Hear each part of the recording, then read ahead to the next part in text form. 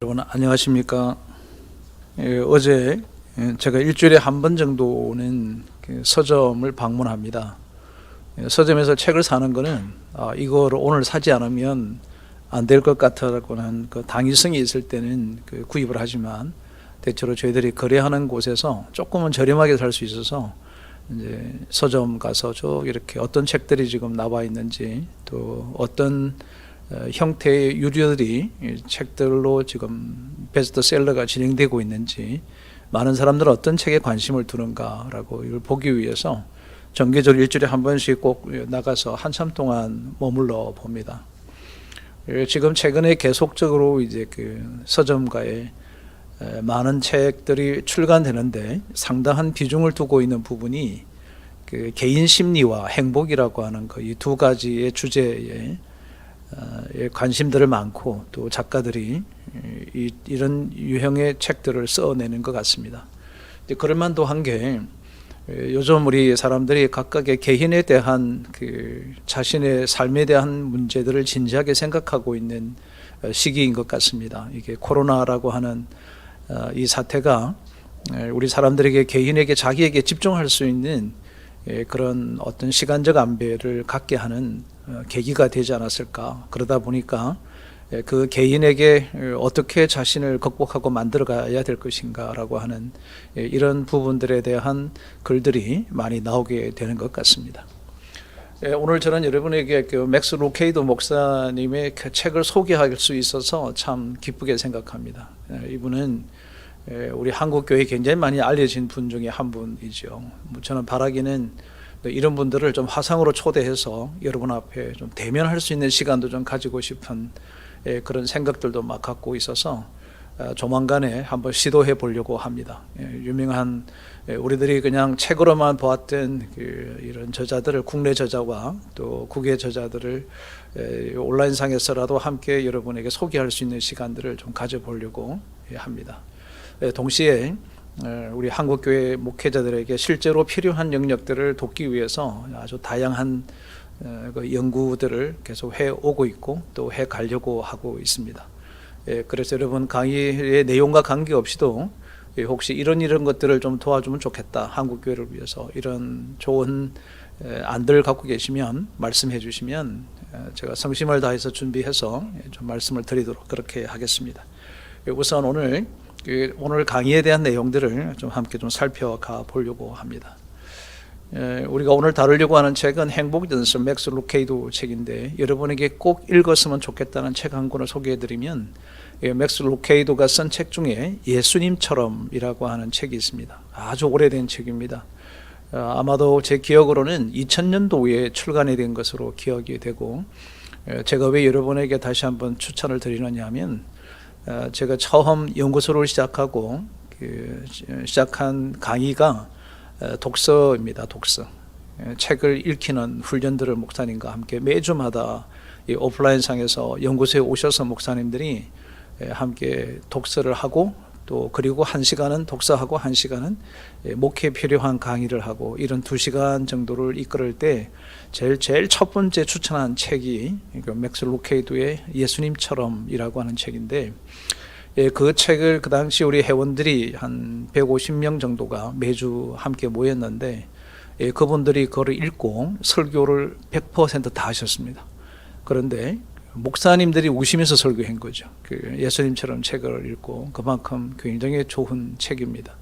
옛날에 여러분들이 하용했다 하더라도 이번 계기에 다시 한 번 더 붙들고 아마 부활절 정도의 그 예수님처럼이라고 하는 책들을 좀 설교를 준비하시면 참 좋지 않을까 이렇게 생각합니다. 여러분 팁을 하나 드린 거예요. 이제 그런 측면에서 볼 때 이 맥스 루케이도는 제가 볼 때는 스토리텔러입니다. 이야기식 설교의 대가이다 이렇게 저는 생각을 하고 있습니다. 이야기 설교라고 하는 것은 저는 이야기 설교가가 아니지만 제가 생각하는 이야기 설교는 그 세 가지가 함께 결합된 융합되어져 있는 설교여야 한다라고 생각하는데 그게 자신의 이야기 그리고 아주 시의적절한 감동적 이야기 그리고 성경의 이야기 이 세 가지를 함께 융합하는 그런 설교가 돼야 진정한 이야기식 설교가 아닐까라고 생각하는데, 여러분 122페이지 아마 읽으셨던 분들이니까 아마 책을 보시면 금방 이해할 수 있을 거라고 생각합니다. 그 122페이지부터 나오는 그 예수님께서 그 말씀하셨던 것 중에 예수님이 어디에 앉아 계셨는가, 초대를 받아 가거든 어떤 곳에 있어라, 이런 위치적 배열을 말씀해 주시는 것을 이야기식으로 잘 풀어놨습니다. 그리고 123페이지 보면 모라고 하는 사람과 조라고 하는 사람을 비유해서 얘기한 것이 나오고요. 또 이런 얘기들에 따라서 결과적으로 125페이지에 보면은 선행을 한 사람들이 얼만큼 어떤 결과가 있는가라고 하는 데이터를 설명해 주고 있습니다. 여러분, 지금은 제4차 산업혁명의 핵심이 데이터잖아요. 데이터를 어떻게 확보하느냐인데, 데이터가 없이 여러분이 어떤 주장을 하거나 이러면 신뢰도가 떨어지게 되죠. 그래서 어떤 사실을 밝힐 때는, 여러분 그것을 입증하고 싶을 때는 반드시 출처와 데이터를 정확하게 하시면 좋겠습니다.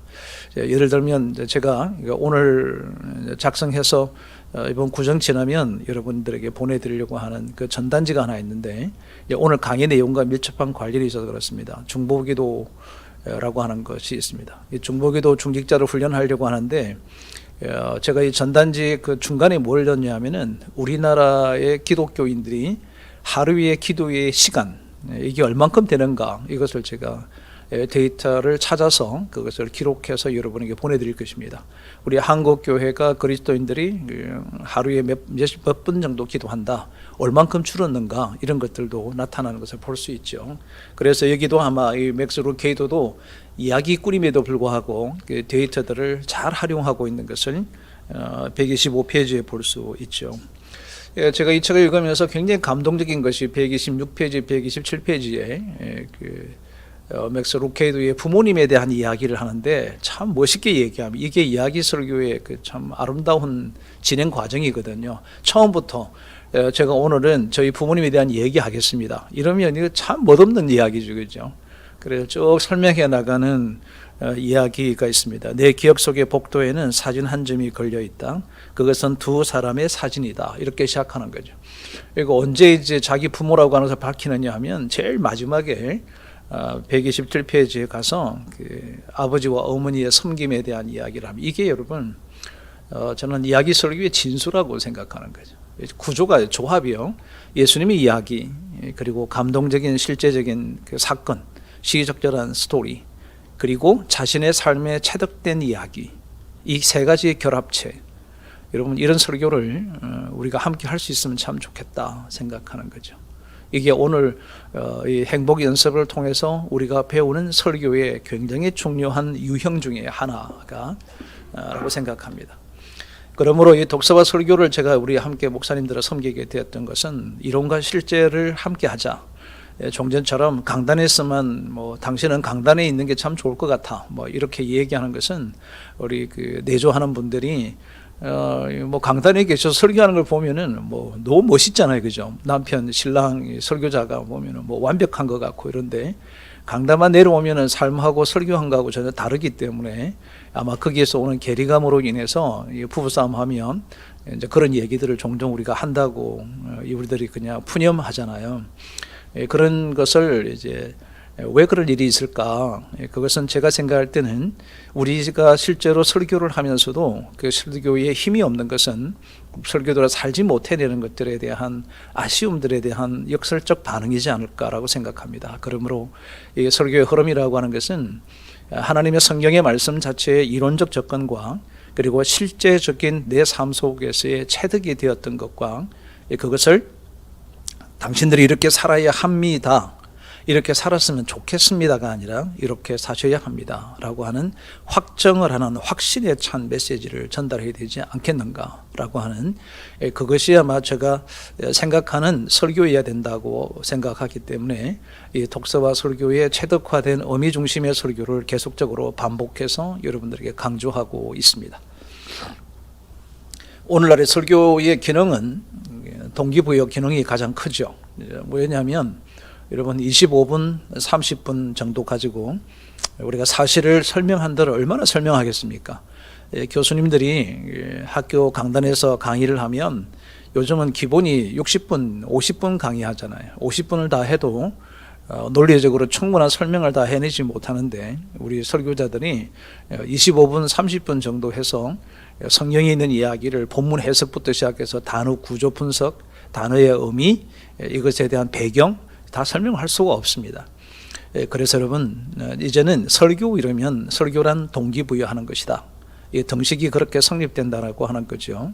그러니까 설교는 동기부여하는 거다. 이러한 어떤 개념적 정리를 충분히 하는 것도 참 중요하다고 생각합니다. 제가 이제 가만히 고민해 보면 사람들은 어떻게 동기부여를 받는가라고 하는 거죠. 동기부여를 받게 되는 것은 세 가지가 있는 것 같더라고요. 하나는 어떤 진리가 진리로 다가왔을 때 내가 깨달았을 때 그래요, 맞아.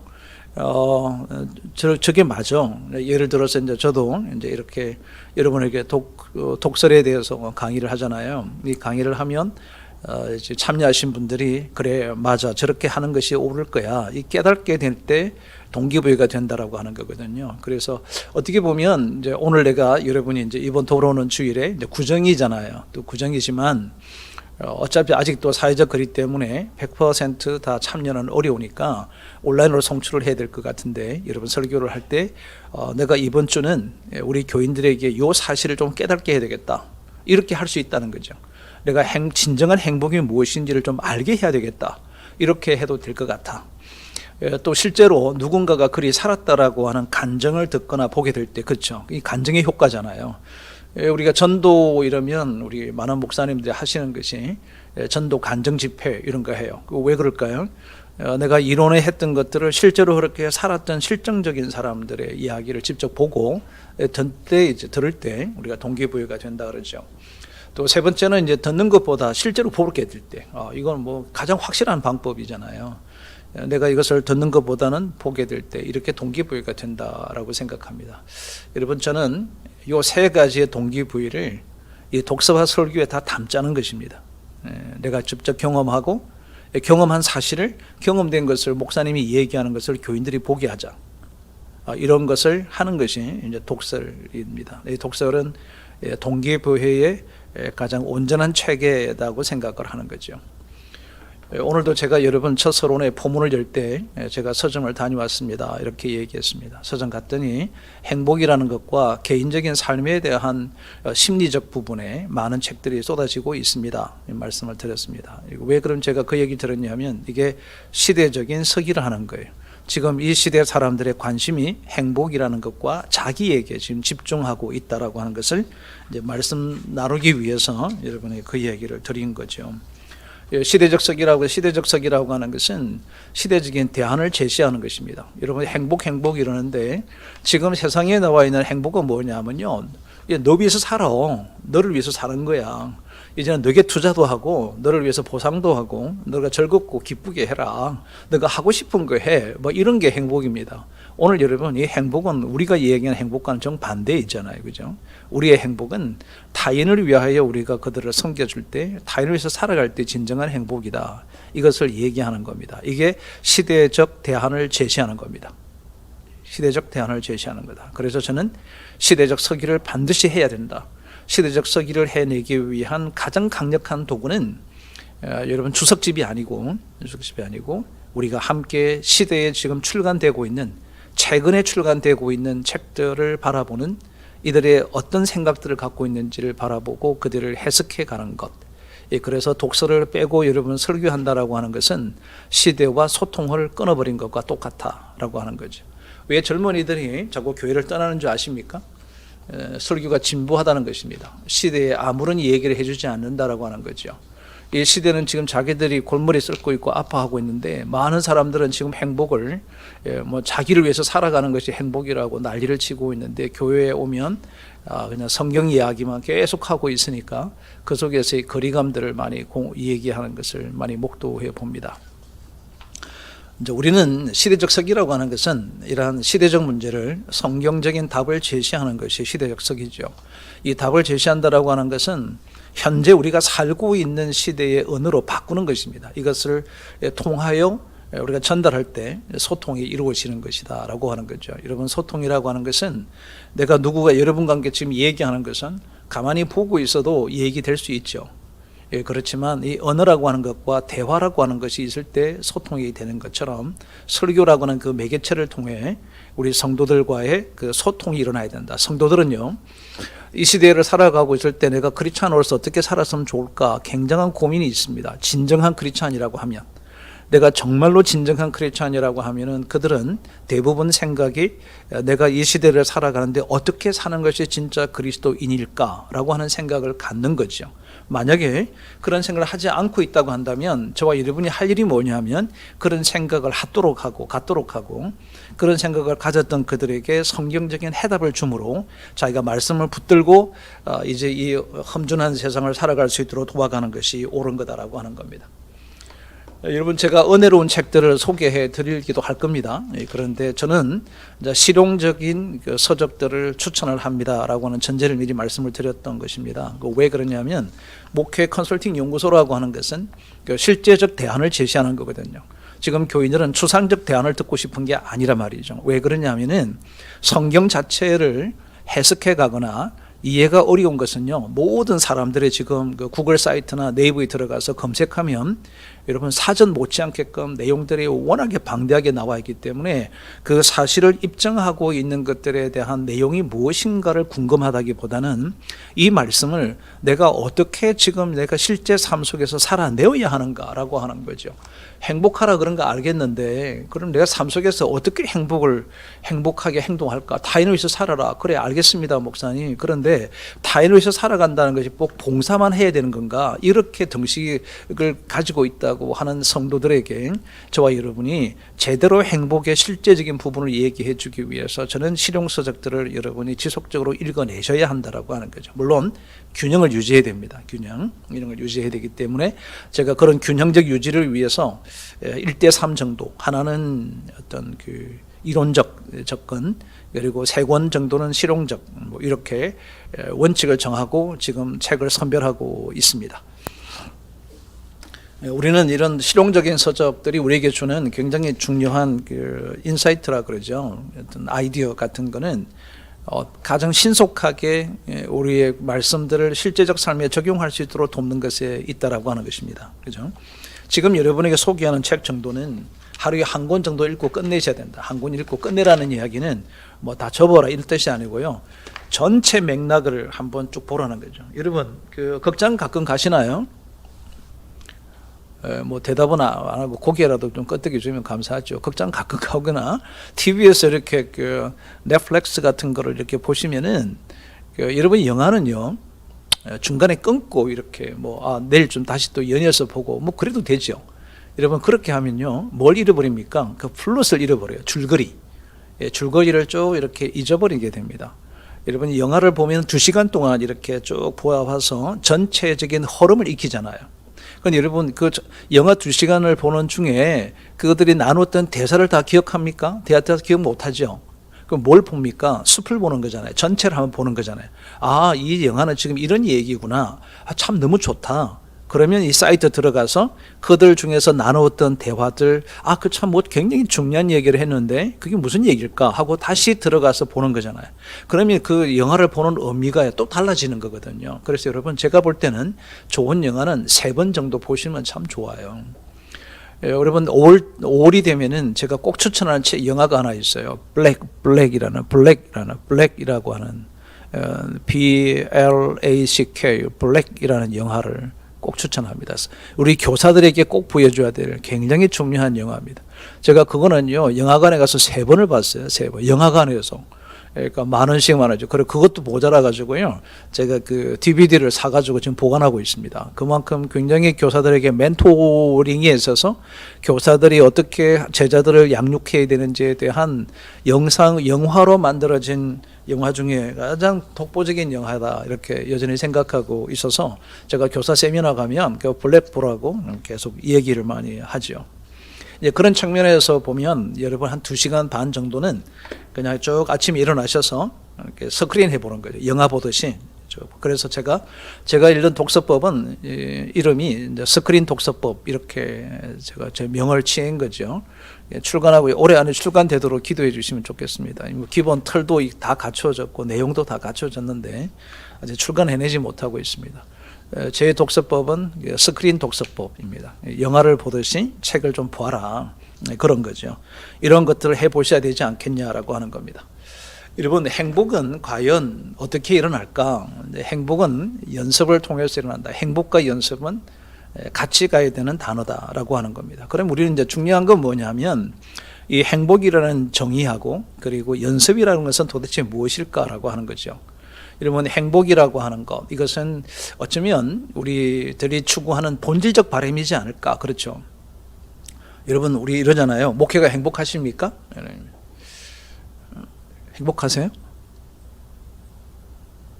정말 구라치지 말고 진짜 행복하세요? 정말 행복하다. 이 행복해야 된다는 거예요. 행복이 뭘까? 결국은 마지막 우리가 드려야 되는 진정한 바람, 본질적인 바람이라고 하는 것은 행복에 기착되지 않을까?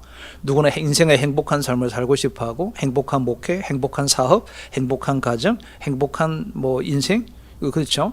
이제 그렇게 살아가고자 하는 결국 마지막 본질적 바람은 행복이라는 것에 기착될 것 같다. 마지막 내가 눈을 감을 때도 행복하게 눈을 감고 싶다. 그리고 마지막 눈을 감고 남길 수 있는 말도 역시 내가 지난 인생의 삶이 참 행복했다.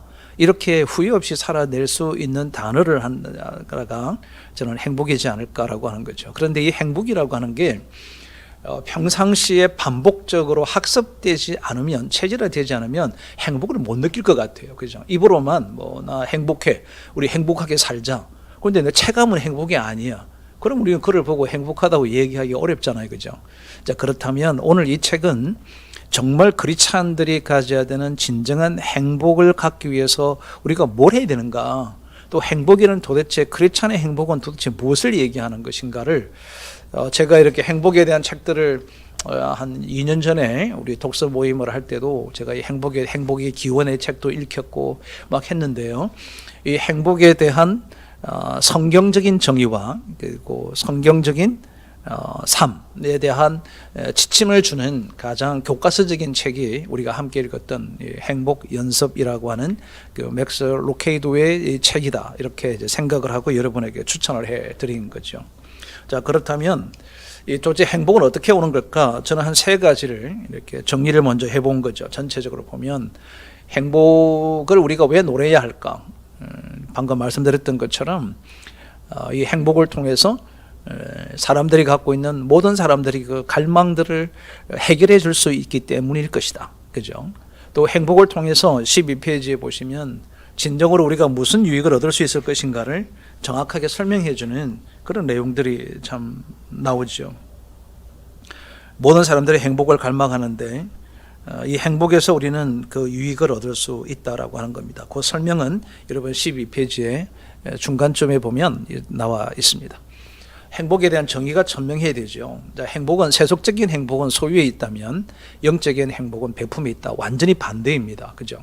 자, 이것을 여러분 이번 주일에 설교에 아주 교인들에게 세속적인 행복에 대한 정의와 영적인 정의에 대해서 아주 명확하게 심어주셔야 되는 책임이 우리 설교자들에게 주어졌다라고 하는 것을 우리가 기억할 필요가 있다라고 하는 거죠.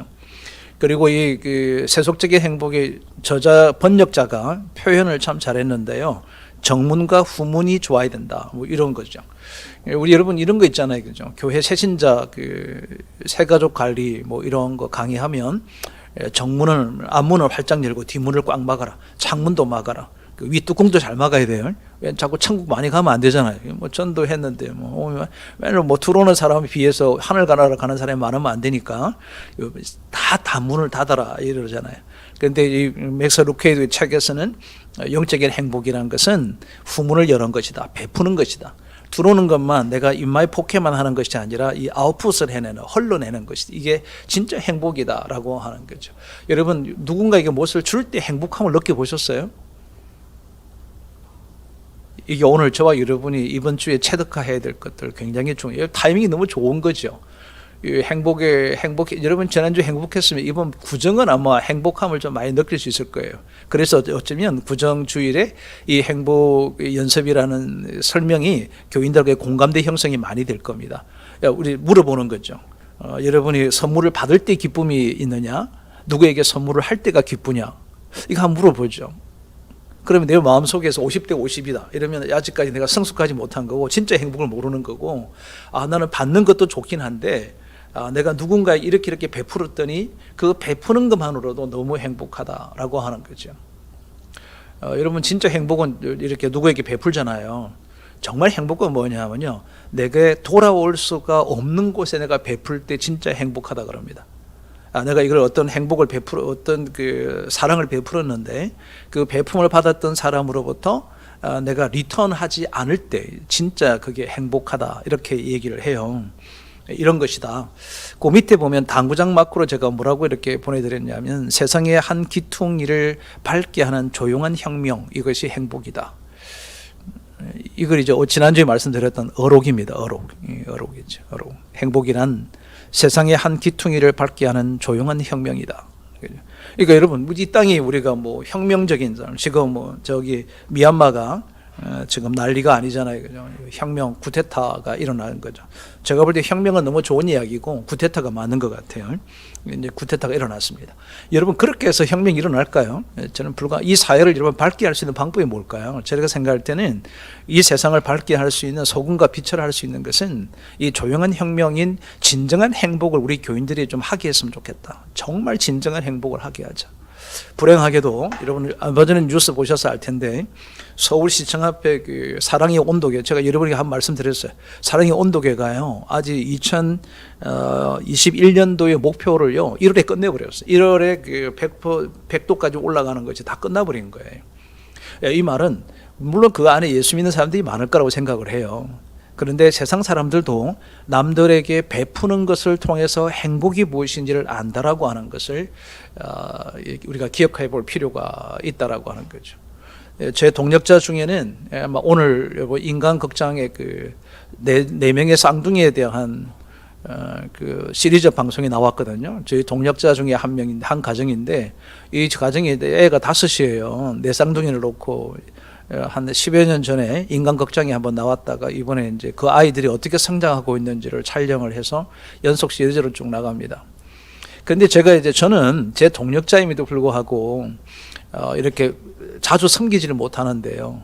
그 아이들이 지금 11살이 됐는데도 지금도 꾸준하게 그들 가정에 무언가를 보내고 한대요. 여러분, 그 보내고 하는 그 사람들이 그 5명으로부터 어떤 보상을 받으려고 했겠어요? 끊이지 않고 지속적으로 하는 거예요. 이런 걸 보면 가까이 있는 나보다 참 너무 귀한 분들이 많구나, 이런 생각들을 많이 하게 되죠. 감동이 된다는 거죠. 11년 동안 여러분 그렇게 섬겨간다는 게 참 쉬운 것은 아닌 것 같아요. 여러분 시간 날 때 한번 봐주시면 좋겠다는 생각이 듭니다. 세상의 한 기퉁이를 밝게 하는 조용한 혁명, 이것이 행복이다라고 하는 어록입니다. 행복은 행복을 줄 때, 타인들에게 행복을 줄 때 내게 주시는 하나님의 축복이기 때문이다. 그러니까 타인을 내가 행복하는 것을 주는 것 자체가 뭐죠? 주는 것 자체가 하나님의 축복이다라고 하는 이 규정을 맥스 루케이드를 통해서 우리가 함께 배울 수 있는 부분이다라고 하는 겁니다. 여러분, 제가 썼던 이 책의 목차에 낙서한 겁니다. 매주 제가 올려드리겠습니다. 그 내용을 잘 보시면 오른편에 여러분 거기 아래쪽에 보시면 잘 글이 안 보이시죠? 거기에 보면 이제 행복을 위하여 제가 위에 있는 1에서부터 11개의 주제들이 있잖아요. 그 주제를 목차를 놓고 가만히 이렇게 보니까 3가지로 분류가 되는 거예요. 그 3가지. 하나는 내가 이 행복한 연습을 하기 위해서 내가 할 것이 무엇일까? 그것은 뭐 예를 들면 5항, 7항, 9항, 11항. 이것이 내가 할 일. 내 자신이 바꿀 것, 저 자신이 바꿀 것은 3, 4, 8, 10번. 타인을 위해서 내가 구체적으로 할 것은 2번, 6번, 11번 이렇게 이제 정의를 한 거죠. 여러분, 이거는요 제가 책을 읽고 나서 정리한 게 아니고 목차를 보고 이것을 분류를 해보는 거예요. 목차를 보고 분류를 해서 책에 이렇게 얘기할 수 있겠구나라고 하는 거죠. 그럼 이미 제가 구체적으로 책 내용에 들어가지 않아도 이미 이제 제가 이제 3번의 시리즈 설교가 가능한 거죠, 그죠? 내가 행복한 삶을 위해서, 행복을 위해서 이번 주는 내가 해야 할 것, 두 번째는 다음 주는 내 자신이 바꿔야 될 것, 뭐 세 번째는 타인을 위해서 내가 할 것이 무엇인가를 우리가 어떤 그 인사이트를 얻을 수 있죠. 영감을 얻을 수 있는 것이 목차를 통하여 책 읽기라고 하는 것을 여러분에게 좀 보여드리고 싶어서 이 부분에 대한 이야기를 잠깐 언급해 드렸습니다. 이제 실제적으로 이 책을 통해서 우리가 어떻게 해야 되는가, 어떻게 해야 이 행복한 연습이 되고 행복한 삶을 살아갈 수 있을까라고 하는 이야기를 책을 근거로 해서 얘기를 하면서 제가 어떻게 책을 정리해 가는지 여러분과 함께 좀 살펴가 보려고 합니다. 우선 첫 번째 격려하라는 거죠. 어떻게 할 것인가 격려하는 거죠. 그죠? 여러분 격려를 받아보면 어떠세요? 기분 좋으시죠? 우리 목사님들이 이제 그 인정 욕구병이 가장 많이 있는 사람들이 목사라 그래요. 왜 그러냐, 설교 끝나고 나서 교인들이 나올 때 목사님 오늘 설교 참 좋았습니다, 이 말을 들으려고 막 의도적으로 손을 꼭 붙들고 있는데 끝까지 아무 말도 안 하고 그냥 지나가. 뭐 괘씸죄가 들고 말이죠. 뭐 이렇게 이러냐 말이지. 막 상심도 되고 그러잖아요. 그러다가 이제 어떤 분은 그냥 뭐 인사도 안 하고 고개 숙이고 빨리 살펴 그냥 나가버려. 그러면 이제 마음이 실족이 생기는 거지. 야, 오늘 내가 죽을 썼냐? 왜 이렇게 저렇게 그냥 지나가지? 그런데 유독이 교인들이 왜 설교하고 끝나고 나올 때마다 목사님 손잡고, 목사님 오늘 제게 너무 귀한 말씀 주셨어요, 뭐 이렇게 하는 성도들이 있죠. 실제 우리 설교자들이니까 설교를 하면 중에 내가 오늘 설교를 지금 제대로 전달하고 있다 안 하고 있다 누가 알죠? 하나님이 알고 내가 알거든요. 그런데도 그럼에도 불구하고 교인들이 격려한단 말이죠. 격려하죠. 그런 것에 비하여 우리 목회자들도 이 격려가 좀 작지 않을까? 참 작다. 여러분 격려가 뭐냐면요, 그 피드백하는 겁니다. 피드백하는 거죠. 여러분 격려를 받는 사람도 좋고요, 격려를 하는 사람도 행복하고요, 공동체가 행복한 거죠. 여러분 이게 행복 연습이에요. 얼마나 여러분 격려를 많이 해보셨는가라고 하는 거죠. 격려를 많이 해보. 저는 이제 칭찬과 격려를 많이 받지 못하고 살았던 사람이라 격려를 받는 것도 굉장히 어색하고요. 왜 그냥 이렇게 뭐 거칠어 인사하실까? 진짜 좋은가? 저보고 이래요. 오늘 목사님 뭐 강의가 너무 좋았어요. 그러면 안 믿는 거예요. 못 믿는 거지. 저 진짠가? 뭐 립 서비스인가 말이에요. 뭐 이런 고민을 막 해요. 왜냐하면 이게 어릴 때부터 연습이 안 돼 있으니까, 격려를 받는 연습이 안 돼 있으니까 이게 의심하는 거죠. 왜냐하면 너 말이야 이렇게 해 이러고 나서 뭐 아버님이 그냥 뭐 혼내키고 그러니까 이건 뭐 앞에 그 얘기는 아무 필요 없는 거야. 왜 뭐 좋았던 이야기는 아무 의미가 없는 거지. 이분은 또 제게 혼내려고 지금 앞에서 립서비스 시작하시네. 이렇게 되니까 그게 바르게 안 들린단 말이죠. 이게 연습이 부족한 거거든요. 여러분 저는요 나중에 오늘 강의록 보면 제일 뒤쪽에 제가 연습 시리즈 책들을 소개 쭉 해드렸거든요. 책은요 책을 읽혀요. 그러니까 책을 보는 사람은요, 그 다음에 내가 무슨 책을 읽으면 좋을지에 대해서 나오게 돼 있다라고 얘기하는 것을 여러분 입증해 드리려고 하는 건데, 여러분 연습이 그거예요. 연습이라고 하는 것은 연습이 안 되면 여러분 나도 행복하지가 않고요, 남도 행복한 것을 주지를 못하는 거예요. 그래서 행복은 연습이다. 이건 너무 적합한 용어다고 저는 확신하고 있는 거죠. 행복도 연습하자는 거죠. 여러분 강의록에는 아마 그 살전 5장, 뭐 살전 6장 이렇게 되어 있을 것 같은데 그거 앞에 거 아닙니다. 그 책 내용에 보시면은 이 그 긍정과 부정의 비율에 대해서 나온 거예요. 근데 건강한 가정은 긍정이 5, 부정이 1. 그리고 비즈니스 세계에서는 회사에서도 긍정적 피드백이 6. 그리고 이제 부정적 피드백이 1이 있을 때 아주 건강한 기업이 된다고 합니다. 그런 것 같아요. 여러분 이런 격려들이 아름다운 표현이잖아요. 잘했다 바이야 뭐 이제 이런 표현들이 맥스 루키에도 다워요. 참 좋다라고 생각을 합니다. 그 미켈란젤로의 효과는 여러분 책을 좀 읽어보시면 참 좋겠다. 근데 제목이 너무 좋습니다. 잠재력과 긍정을 춤추게 하라. 여러분 요런 주제들은요 어디에서 쓸 수 있을까요? 우리 교사 세미나 할 때, 여러분이 교회의 우리 교사들한테 이제 뭐 그 교사 헌신 예배 뭐 이런 거 할 때 우리 여러분 학생들에게 잠재력과 긍정을 춤추게 하라. 이런 메시지, 이런 주제를 좀 하십시오. 뭐 교사 헌신 예배, 뭐 교사의 책무 이런 거 좀 하지 말고 뭐 맨날 뭐 교사의 책무, 교사의 역할, 뭐 올바른 교사란 뭐 이런 거 좀 하지 말고 우리 잠재력과 긍정을 춤추게 하라. 뭐 이런 제목으로 좀 강의 좀 해주시면 얼마나 좋을까. 이 뭐 목사님들 뭐 강의로 보면은 막 너무 똑같아. 하나님이 기뻐하시는 교사의 뭐 교사 뭐 이래요. 이런 독서를 한 것과 안 한 것의 차이점이 그 언어의 선택이 이제 달라진다라고 하는 거죠. 언어의 선택이 달라졌다는 것은 우리가 사용되는 그 언어의 목적이 달라졌다 이렇게 우리가 해석할 수 있는 거죠.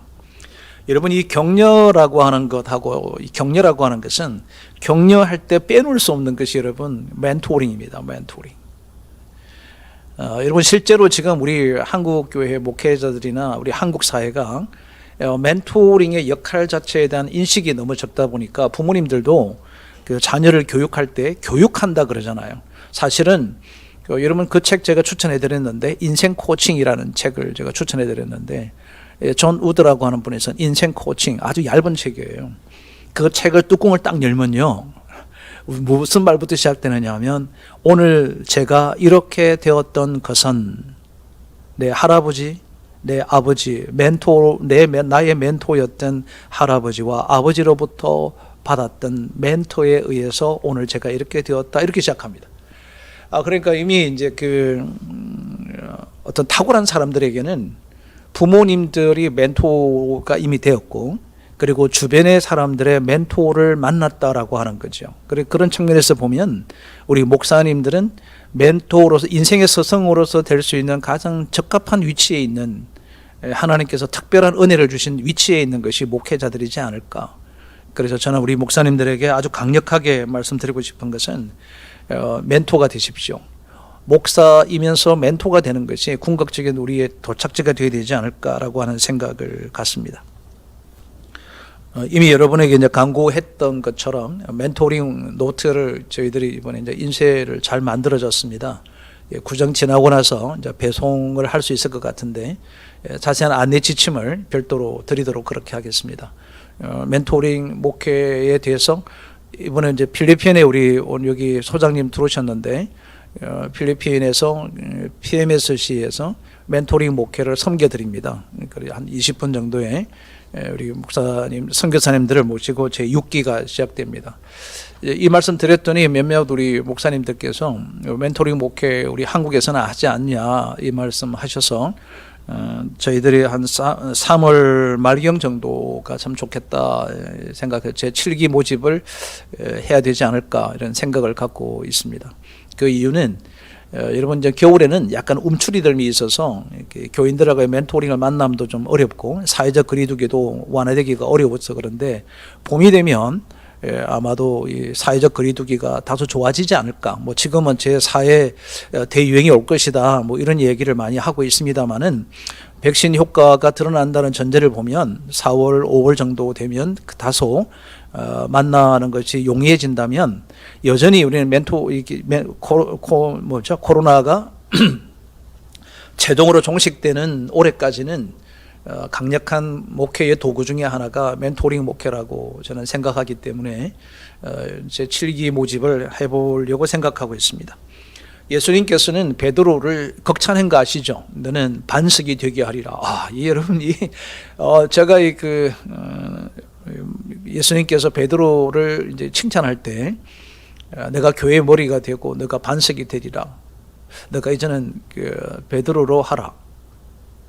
여러분 제가 그 말씀을 들으면서 예수님이 이 베드로가 나중에 3번이나 자기를 부인하고 욕하고 부인할 것을 미리 다 알고 계셨음에도 불구하고 아주 극찬을 하잖아요. 그죠? 극찬한 대로 되잖아요. 여러분 이 칭찬이라고 하는 격려라고 멘토라고 하는 것은요. 사람이 인생을 바꿀 수도 있는 거거든요. 여러분 사람이 인생을 바꾸는 것이 설교를 통해서 바뀌지만 개인에게 다가서서 그들에게 한마디 격려가 인생의 생애를 바꿀 수 있다라고 하는 거, 이런 것도 우리가 함께 좀 고민해 볼 필요가 있지 않을까 생각을 합니다. 여러분 두 번째는 인내와 오래 참는 것, 이것이 행복의 연습이다라고 하는 거죠. 실제 그런 것 같습니다. 여러분 행복해진다라고 하는 것은 어떤 간헐적인 간헐적으로 일어나는 것들에 대한 대응하는 것이 아니라 기본적으로 내가 어떤 환경이나 또 사람들로부터 주어지는 외부적 요인이죠. 외부적 요인들인 환경과 사람들로부터 주어지는 것에 대해서 내가 어떻게 대응하는가라고 하는 것이 태도라는 말씀을 드렸습니다. 이 태도를 주장하고 있는 것, 그 태도에 가장 좋은 적합한 것은 인내와 오래 참음인데요. 여러분, 제가 이 인내와 오래 참음이라고 하는 단어를 썼던 이유가 하나 있습니다. 이 인내와 오래 참음은 다르다는 것입니다.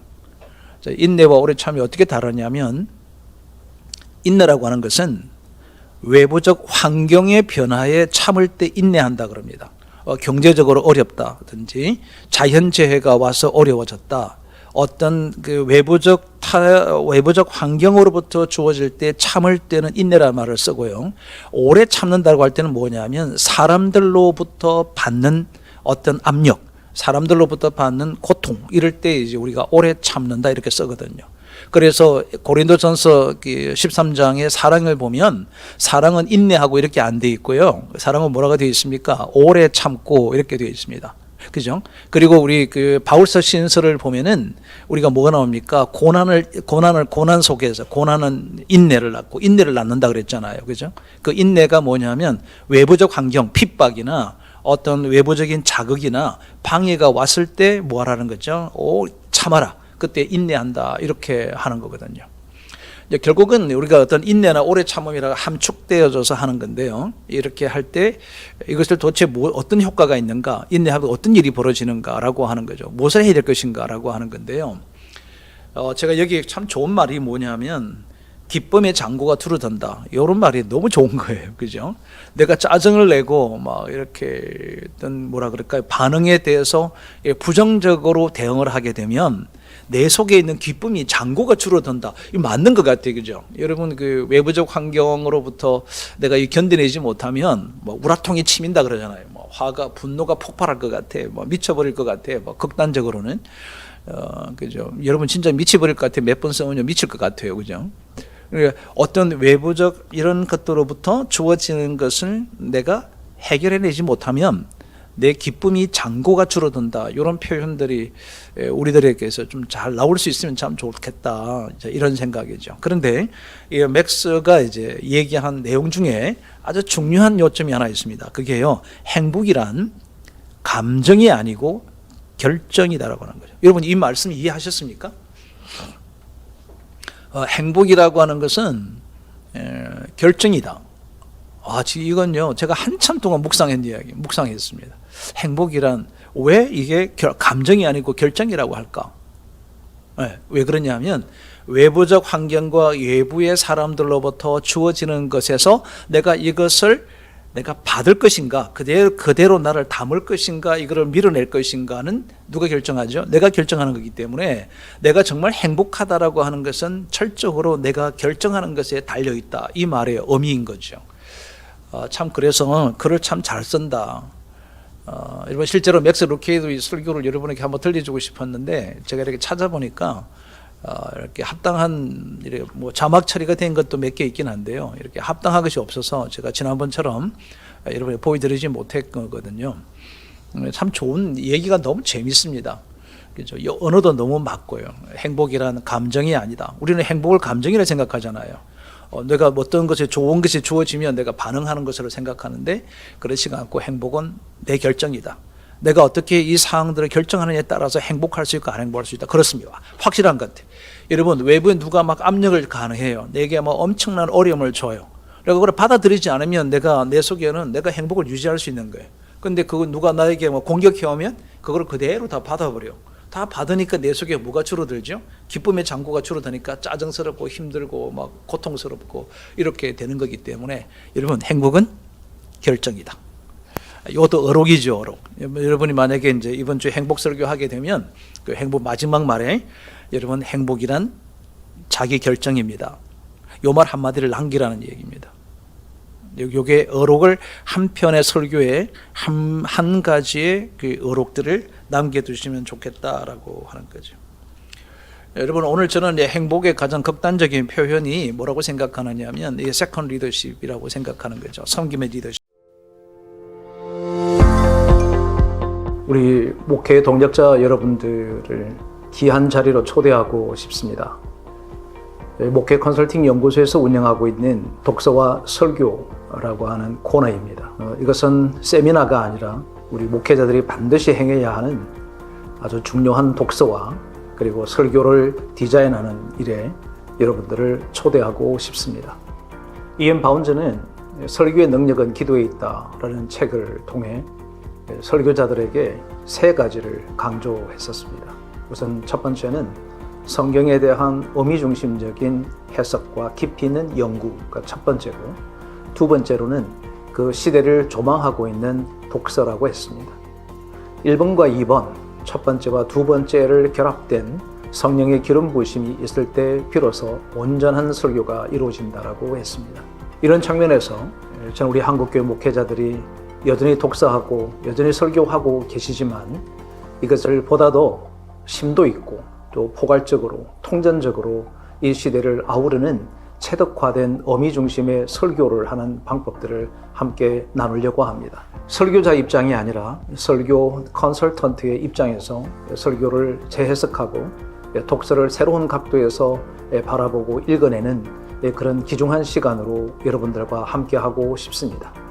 여러분 시간을 만드셔서 독서와 설교에 함께 참여하시기를 진심으로 바랍니다. 감사합니다. 본 세미나를 통해서 많은 도움을 받을 것입니다. 이 귀한 자리에 동역자 여러분을 초대하고 싶습니다. 여러분에게 추천해 드립니다. 매주 월요일 오전 9시 줌을 통해서 강의하는 독서와 설교 적극 추천합니다.